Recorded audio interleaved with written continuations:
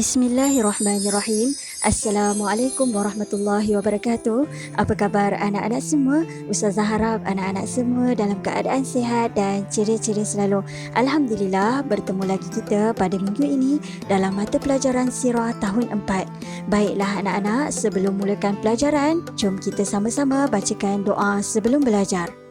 أعوذ بالله من الشيطان الرجيم بسم الله الرحمن الرحيم اللهم افتح علينا حكمتك وانشر علينا من خزائن رحمتك يا أرحم الراحمين. Ya Allah, bukakanlah ke atas kami hikmahmu dan limpahkanlah ke atas kami khazanahmu, wahai Allah yang maha pemurah lagi maha penyayang. Rabbi shrah li sadri wa yassir li amri wahlul 'uqdatam min lisani yafqahu qawli. Wahai Tuhanku, lapangkanlah dadaku, mudahkanlah bagiku tugasku, lancarkanlah lidahku supaya mereka faham perkataanku. Amin amin ya rabbal alamin. Anak-anak, tajuk mata pelajaran Sirah tahun 4 pada minggu ini ialah Pembangunan Negara Islam. Anak-anak semua boleh rujuk pada buku teks Sirah tahun 4, muka surat 29 hingga muka surat 36. Di bawah tajuk Pembangunan Negara Islam terdapat 6 bahagian. Yang pertama, pembangunan negara Islam dari segi pembinaan masjid. Yang kedua, pembangunan negara Islam dari segi pentadbiran. Yang ketiga, pembangunan negara Islam dari segi pendidikan. Yang keempat, pembangunan negara Islam dari segi ekonomi. Yang kelima, pembangunan negara Islam dari segi teknologi. Dan yang terakhir, pembangunan negara Islam dari segi hubungan diplomatik. Pada minggu ini, Ustazah akan huraikan berkaitan dengan tajuk Pembangunan Negara Islam dari segi pembinaan masjid. Terdapat 3 masjid yang wajib anak-anak semua ketahui sejarah pembinaannya. Yang pertama, Masjid Quba. Yang kedua, Masjid An-Nabawi. Yang ketiga, Masjidil Haram. Pada tahun ke-13 kerasulan, Rasulullah SAW telah keluar dari Mekah untuk berhijrah ke Madinah. Pada hari Isnin, 8 Rabiul Awal, Rasulullah tiba di Quba dalam perjalanan hijrah ke Madinah. Di Quba, baginda menetap selama 4 hari. Di situlah baginda mendirikan Masjid Quba dan baginda bersembahyang di dalamnya. Masjid Quba adalah masjid pertama yang dibina oleh Rasulullah SAW atas dasar takwa. Masjid Quba terletak di Madinah. Firman Allah Subhanahu wa taala dalam surah At-Taubah ayat 108, A'udzu billahi minasyaitonir rajim, la masjidun ussisa 'alat taqwa. Maksudnya, sesungguhnya Masjid Quba yang engkau bina yang telah didirikan di atas dasar takwa. Tempat suci yang kedua dalam Islam ialah Masjid An-Nabawi. Masjid ini didirikan oleh Rasulullah SAW bersama-sama dengan umat Islam secara bergotong royong. Masjid An-Nabawi dibina di atas tanah yang dibeli Rasulullah SAW daripada 2 orang anak yatim iaitu Sahal dan Suhail bin Amru. Terbinanya masjid ini bererti Rasulullah SAW telah meletakkan asas utama yang kukuh dalam pembentukan masyarakat dan negara Islam. Kelebihan Masjid An-Nabawi ini jelas dinyatakan oleh Rasulullah SAW melalui sabdanya. An Jabir radhiyallahu anhu qala qala Rasulullah sallallahu alaihi wasallam salatun fil masjidil haram 100,000 salatin wa salatun fi masjidi 1,000 salatin wa fi baitil maqdis 500 salatin. Riwayat Al-Baihaqi. Maksudnya daripada Jabir radhiyallahu anhu meriwayatkan bahawa Rasulullah sallallahu alaihi wasallam bersabda, pahala sekali solat di Masjidil Haram sama dengan 100,000 kali solat di tempat lain. Pahala sekali solat di masjidku iaitu Masjid An-Nabawi sama dengan 1,000 kali solat di tempat lain. Manakala pahala sekali solat di Masjid Al-Maqdis sama dengan 500 kali solat di tempat lain. Seterusnya anak-anak, tempat suci yang pertama di dunia ialah Masjidil Haram di Makkahul Mukarramah. Rumah suci ini disebut juga Baitullahil Haram. Di sinilah letaknya Kaabah yang dibina oleh Nabi Ibrahim alaihissalam bersama puteranya Nabi Ismail alaihissalam. Firman Allah Subhanahu wa taala dalam surah Ali Imran ayat 96, A'udzu billahi minasyaitonir rajim. Inna awwala baytin wudi'a lin-nasi lalladzi bi Bakkah mubarakan wa hudan lil alamin.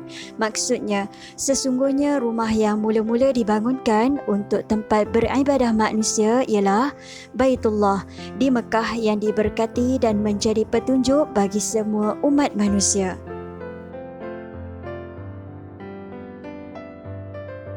Anak-anak semua, mari sama-sama kita kenal pasti di manakah terletaknya masjid-masjid yang berkaitan.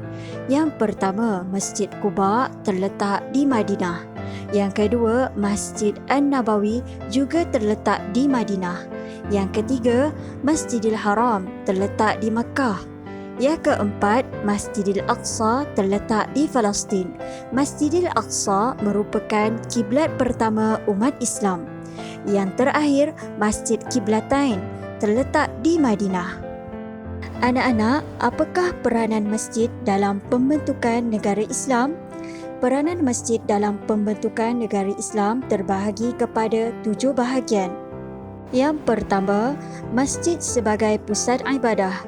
Yang kedua, masjid sebagai pusat kemasyarakatan. Yang ketiga, masjid sebagai pusat pendidikan. Yang keempat, masjid sebagai pusat ekonomi. Yang kelima, masjid sebagai pusat politik. Yang keenam, masjid sebagai pusat seni. Dan yang terakhir, masjid adalah lambang perpaduan umat Islam. Anak-anak semua, faham tak betapa besarnya peranan masjid dalam sesebuah negara Islam? Sebab itulah Rasulullah sallallahu alaihi wasallam membina masjid. Antara fungsi atau peranan masjid sebagai pusat ibadah, yang pertama, umat Islam dapat menunaikan solat 5 waktu secara berjamaah. Yang kedua, umat Islam juga dapat membaca Al-Quran secara beramai-ramai dan beriktikaf serta berzikir dengan tenang di dalam masjid. Seterusnya, peranan masjid sebagai pusat kemasyarakatan pula. Yang pertama, ianya dapat membantu menyelesaikan masalah rumah tangga. Yang kedua, dapat merancang menyediakan pelbagai infrastruktur negara. Dan yang terakhir, memupuk perpaduan umat Islam. Manakala peranan masjid sebagai pusat pendidikan dan penyebaran ilmu pengetahuan ialah menganjurkan program mendidik serta menyampaikan ilmu kepada umat Islam. Yang kedua, membenarkan umat Islam yang ingin menuntut ilmu tinggal di dalam masjid. Dan yang terakhir, orang yang baru memeluk Islam ialah mu'allaf dibenarkan juga tinggal di dalam masjid. Selain itu, Rasulullah sallallahu alaihi wasallam menjadikan masjid sebagai tempat pengurusan ekonomi seperti yang pertama, pengurusan dan pentadbiran zakat, yang kedua, pengurusan dan pentadbiran harta wakaf, yang ketiga, pengurusan dan pentadbiran jizyah, jizyah ialah cukai, dan yang terakhir, pengurusan dan pentadbiran ghanimah, ghanimah pula ialah rampasan perang. Semua pendapatan ini digunakan untuk memajukan negara Islam dalam bidang berikut iaitu pendidikan, perjuangan jihad, kebajikan dan kemasyarakatan. Seterusnya, masjid sebagai pusat politik. Rasulullah sallallahu alaihi wasallam dan para sahabat menjadikan masjid sebagai tempat bermesyuarat mengenai perkara-perkara yang berkaitan dengan masyarakat dan negara seperti yang pertama, merancang strategi peperangan, yang kedua, menerima kunjungan diplomatik dan delegasi daripada negara Islam atau bukan Islam, dan yang terakhir, tempat pameran senjata. Masjid sebagai pusat seni. Pada zaman Rasulullah sallallahu alaihi wasallam, masjid menjadi tempat untuk memperdengarkan bacaan Al-Quran dan qasidah. Dan yang terakhir anak-anak, masjid adalah lambang perpaduan umat Islam. Anak-anak, pengajaran yang kita dapat daripada tajuk pembinaan masjid ini ialah kekuatan umat Islam bergantung kepada kekuatan ukhuwah atau persaudaraan yang diasaskan di masjid. Yang kedua, pengurusan masjid yang cekap dapat membantu ekonomi dan sosial masyarakat Islam. Kesimpulannya, pembinaan dan peranan masjid dalam pembentukan sesebuah negara Islam amatlah penting untuk penyatuan ummah dan membantu ekonomi umat Islam. Alhamdulillah, selesai sudah pelajaran kita pada minggu ini dalam tajuk pembinaan masjid. Ustazah harap anak-anak semua diberikan kefahaman dan sentiasa dalam jagaan Allah Subhanahu Wa Taala. InsyaAllah bertemu lagi pada minggu-minggu akan datang. Assalamualaikum warahmatullahi wabarakatuh.